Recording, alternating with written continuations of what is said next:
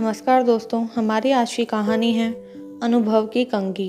रामधन नाम का एक पुराना व्यापारी था जो अपनी व्यापारी समझ के कारण दोनों हाथों से कमा रहा था।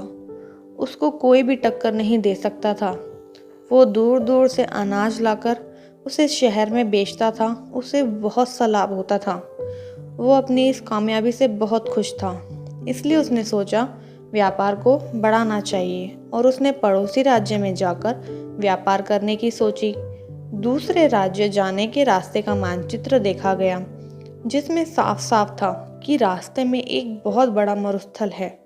खबरों के अनुसार उस स्थान पर कई लुटेरे भी हैं, लेकिन बूढ़ा व्यापारी कई सपने देख चुका था। उस पर दूसरे राज्य में जाकर धन कमाने की इच्छा प्रबल थी। उसने अपने कई किसान साथियों को लेकर प्रस्थान करने की ठान ली।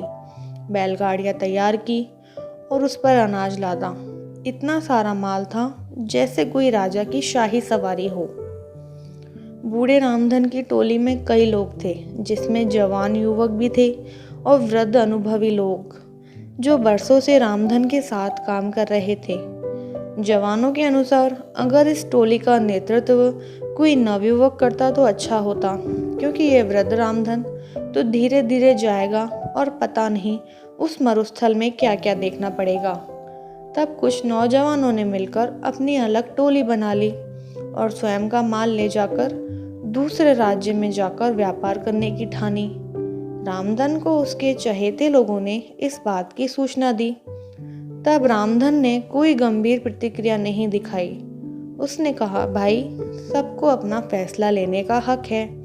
अगर वो मेरे इस काम को छोड़कर अपना शुरू करना चाहते हैं तो मुझे इससे कोई आपत्ति नहीं है, और भी जो उनके साथ जाना चाहता हो जा सकता है।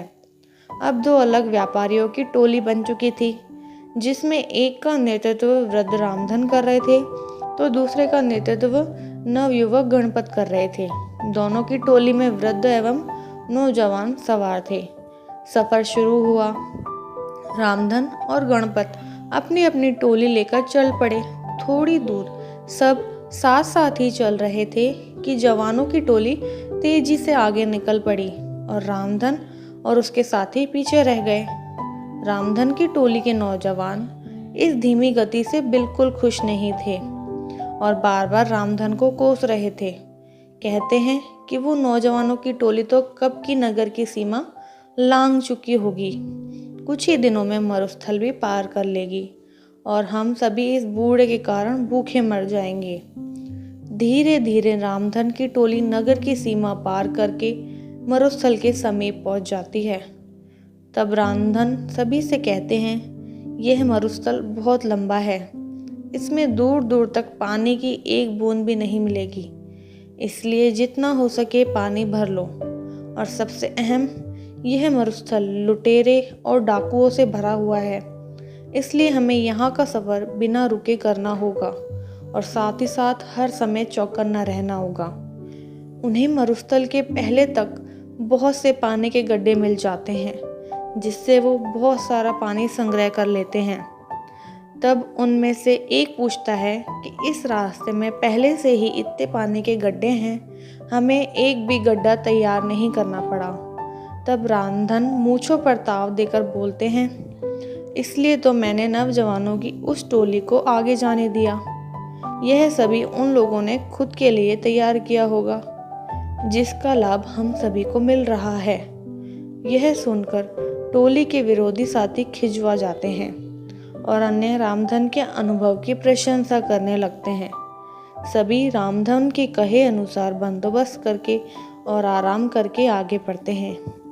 आगे बढ़ते हुए रामधन सभी को आगाह कर देता है कि हम सब मरुस्थल में प्रवेश करने वाले हैं, जहां ना तो पानी मिलेगा, ना खाने को फल और ना ही ठहरने का स्थान, और ये बहुत लंबा भी है, हमें कई दिन भी लग सकते हैं। सभी रामधन की बात में हामी मिलाते हुए उसके पीछे हो लेते हैं।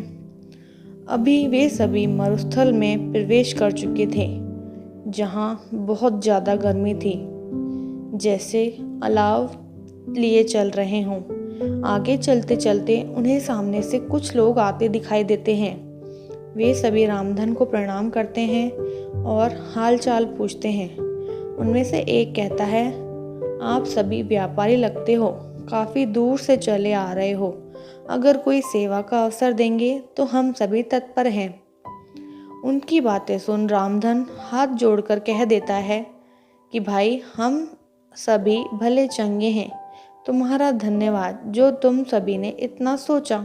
और वे अपने साथियों को लेकर आगे बढ़ जाते हैं। आगे बढ़ते ही टोली के कुछ नवयुवक फिर से रामधन को कोसने लगते हैं कि जब वे लोग हमारी सहायता कर रहे हैं तो इस वृद्ध रामधन को क्या परेशानी है। कुछ दूर चलने के बाद फिर से कुछ लोग सामने से आते दिखाई देते हैं जिनके वस्त्र गीले थे, और वे रामधन और उसके साथियों को कहते हैं कि आप सभी राहगीर लगते हो और इस मरुस्थल के सफ़र से थके लग रहे हो। अगर आप चाहो तो हम आपको पास के एक जंगल में ले चलते हैं जहाँ बहुत पानी और खाने को फल है। साथ ही अभी वहाँ पर तेज बारिश भी हो रही है। उसी में हम सभी भीग गए थे। अगर आप सभी चाहें तो अपना सारा पानी फेंककर जंगल से नया पानी भर लें और पेट भरकर खाकर आराम कर लें। लेकिन रामधन साफ ना बोलकर अपने साथियों से जल्दी चलने को कह देते हैं। अब टोली के कई नौजवानों को रामधन पर बहुत गुस्सा आता है। वे उसके समीप आकर अपना सारा गुस्सा निकाल देते हैं और पूछते हैं क्यों वे उन भले लोगों की बात नहीं सुन रहा, क्यों हम सभी पर जुल्म कर रहा है। तब रामधन मुस्कुराते हुए कहते हैं कि वे सभी लुटेरे हैं, हमसे अपना पानी फिकवाकर हमें निसहाय करके लूट लेना चाहते हैं और हमें यहीं मरने छोड़ देना चाहते हैं। तब वे ये नवयुवक गुस्से में दांत पीसते हुए कहते हैं कि सेठ जी, तुम्हें ऐसा क्यों लगता है। तब रामधन कहते हैं, तुम खुद देखो, इस मरुस्थल में कितनी गर्मी है। क्या यहाँ आसपास कोई जंगल हो भी सकता है। यहाँ की भूमि इतनी सूखी है कि दूर दूर तक बारिश ना होने का संकेत देती है। यहाँ एक परिंदे का घोंसला तक नहीं तो फल फूल कैसे हो सकते हैं। और जरा निगाह उठाकर ऊपर देखो, दूर दूर तक कोई बारिश के बादल नहीं हैं और ना ही हवा में बारिश की ठंडक है, ना ही गीली मिट्टी की खुशबू। तो कैसे उन लोगों की बातों पर यकीन किया जा सकता है। मेरी बात मानो, कुछ भी हो जाए अपना पानी मत फेंकना और ना ही कहीं भी रुकना। कुछ देर आगे चलने के बाद उन्हें रास्ते में कई नरकंकाल और टूटी फूटी बैलगाड़ियाँ मिलती हैं। वे सभी कंकाल गणपत की टोली के लोगों के थे। उनमें से एक भी नहीं बचा था। उनकी ऐसी दशा देख सभी रोने लगते हैं क्योंकि वे सभी उन्हीं के साथी थे। तब रामधन कहते हैं कि जरूर इन लोगों ने तुम्हारे जैसे ही इन लुटेरों को अपना साथी समझा होगा और इसका परिणाम यह हुआ। आज उन्हें अपने जीवन से हाथ धोना पड़ा।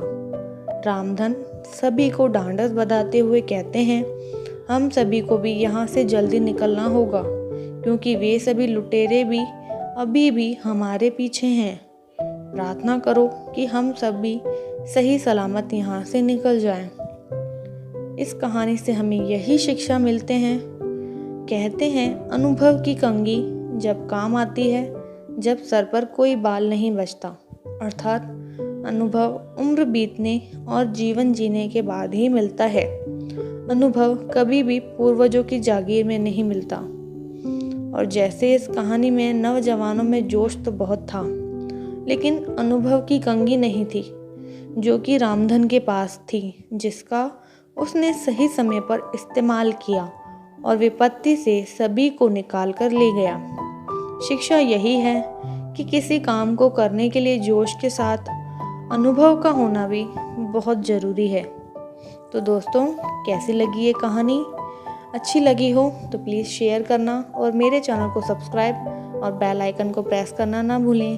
तो मिलते हैं अगली कहानी के साथ, तब तक के लिए धन्यवाद।